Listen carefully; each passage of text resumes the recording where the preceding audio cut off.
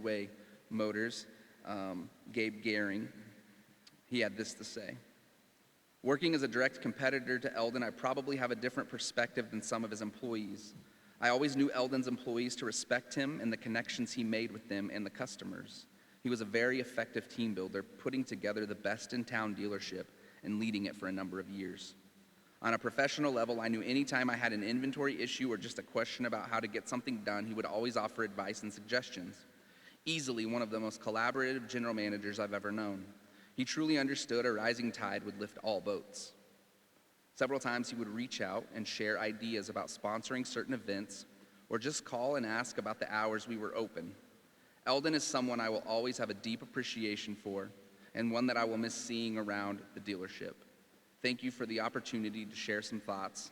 I'm very sorry for the huge loss in your family." This next one is from Mark McCasland, and he had this to say: "So where do I start? I will say as a boss and a person, he was always there to listen and help. He has a soft spot for the underdog. He would give anyone a chance, and when he gave them a chance, he tried to make sure that they succeeded. He would go the extra mile for anybody, anytime, any day. I remember my daughter needed she was expecting her first child and needed a breast pump. She found, like most moms, money was tight, and so she found that she could get a 10% discount if a senior would go and buy this breast pump. So they asked Eldon to do this for them, and he was red with embarrassment, but he said he would go and get the breast pump. He was given the money, and he not only brought back the breast pump to the mother, along with all of the money that she had sent him with, but he paid for it and gave her money back. What a guy. I watched him make sure that his employees were able to eat if they didn't have money for food. He would feed them. He treated everyone the same. Nobody was better than the next person. He treated the mechanics the same as he treated the salesmen, and the boys and girls in the wash bay were treated the same too. Everyone is important. Something that I learned from Eldon are to treat everyone the way you want to be treated. No one is more important than the next person. And it wasn't just employees he treated this way, but every customer too. It didn't matter if they were buying a $1,500 car or a $60,000 car, he treated them all the same because everyone is important. I will always call him friend. A friend is someone who always picks up the phone when you call, and he always picked up the phone. If he couldn't, he would call back and see what you needed. He would listen when he needed to and give advice when it was needed. I remember the day I quit working for him. It was one of the hardest things I've ever had to do because I thought I was letting him down. He tried to get me to stay, but when we got done talking, he told me that I would have a job with him anytime I wanted. He wished me luck and told me to call if I ever needed anything. I called and picked his brain and asked for help on car deals. He still helped even with me working for another dealership. That's a friend. We would get together from time to time and have lunch and catch up on each other's lives. He would call to check up on me to make sure I was doing okay from time to time. I can say he wasn't a boss but a leader that became a darn good friend. I remember I had this idea of what we should do at work, and he smiled and told me it wouldn't work. But if you want to try, let's try it. So we did, and he was right, it didn't work. So I went to him and I told him that it wasn't working, and he shot me that big Eldon grin, and he said, "I know." I asked him how he knew it wouldn't work, and he said, "Because I already tried that." I responded back asking why he didn't tell me, and he said, "I didn't tell you because I want you to keep thinking outside the box like that. So I didn't see how it would hurt to let you try." He asked what I was going to do next, and I gave him an idea, and he shot me another big Eldon smile and said, "Now that will work." There are a few people I can call a true friend, and Eldon was one. We used to sit on the tailgate of a pickup and solve the world's problems. Those are some of my fondest memories with Eldon. I would be lying if I said I didn't shed a tear when I heard about Eldon. I lost a friend that was always there to talk me through a hard time or to give advice. I think I have described a dad, so in a nutshell, he treated me like a son. He let me make mistakes, and he was there to walk me through them. He would give me the push that I needed to chase my next idea. Eldon, I won't say you were a friend. I will say you are a friend and always will be. Love you, Big E.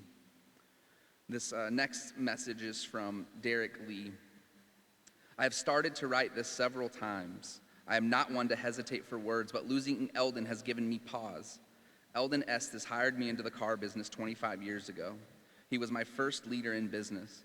He went on to become a close friend and mentor. Many people will talk about how Eldon made them feel when he lit up the room with his smile. Many will surely mention how Eldon was a friend to everyone in every position and was one of the most fair people they had ever met. These things are true. What really elevated Eldon, in my opinion, was the way, the way he could see your potential. Eldon had an ability to see you for who you could become, not just for who you are now. Eldon inspired generations of great car guys. His legacy will last for many more generations.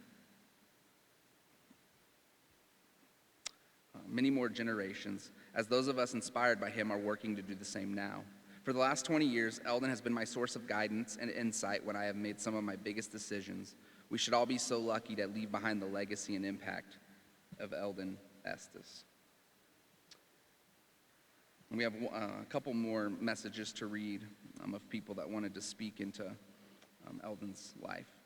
I remember walking into the dealership in Hutch on Saturday to get a feel of everything before we hit the ground running on Monday. I was a young, wide-eyed kid that had so much to learn. My dad knew what he was doing when he sent me to Hutch. It was to learn as much as I could from Eldon, or Uncle Vern, as I like to call him. I did not know one person in Hutch, but Eldon made me feel like I had been there for years. Our first sales meeting, he made everyone shave and wear a tie the next day. Every night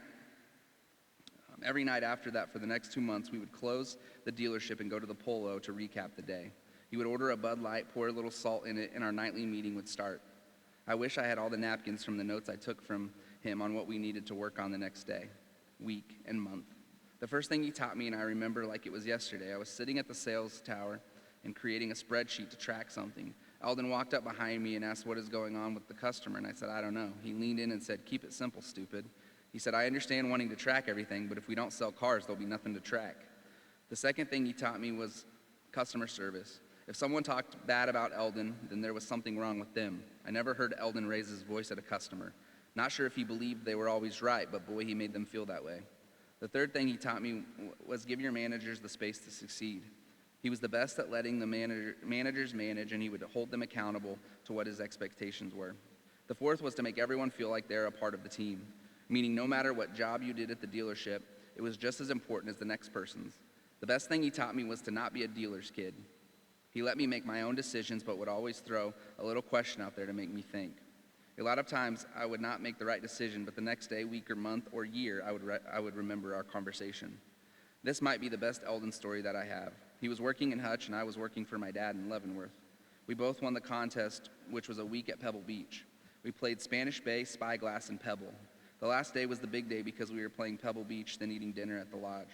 So the story goes, we make the turn and go into the hunt and get something to eat and drink before the back nine. We all order, and I think Eldon was close to last. The waiter asks him what he wants, and Eldon promptly says Bud Light. The waiter says, how many? Eldon quickly responds, how many you got? The waiter says, 9. Eldon quickly says, I will take all of them. This last message is from Eldon's wife, Kim, and she has this to say. E, being your wife and loving you and being loved by you will always be the greatest honor of my life. Though I was only allowed to be with you for 2 hours during your hospital stay, I will forever be grateful for the privilege of holding your hand, kissing you on the forehead, and telling you how very much I love you. Not once did it occur to me that I would never be able to tell you again that everything is going to be okay, and that I would be beside you every step of the way during your recovery. Being there for each other in good times and the not so good times, that was our story. Your leaving has reminded me that each of us are here for a limited time and that every moment in life matters. I wish you peace, missing you now and always, Kim. And at this time, we will hear a song titled, I Will Remember You. It's a song that Kim felt fit their marriage and their life together.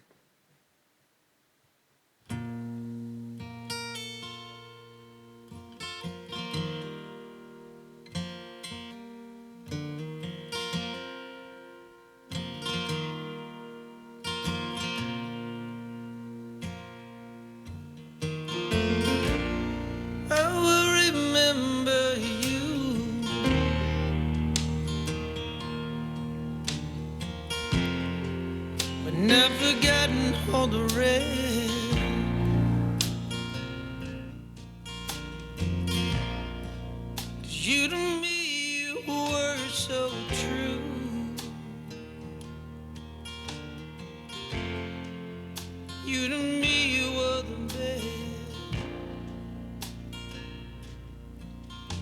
when there is no more.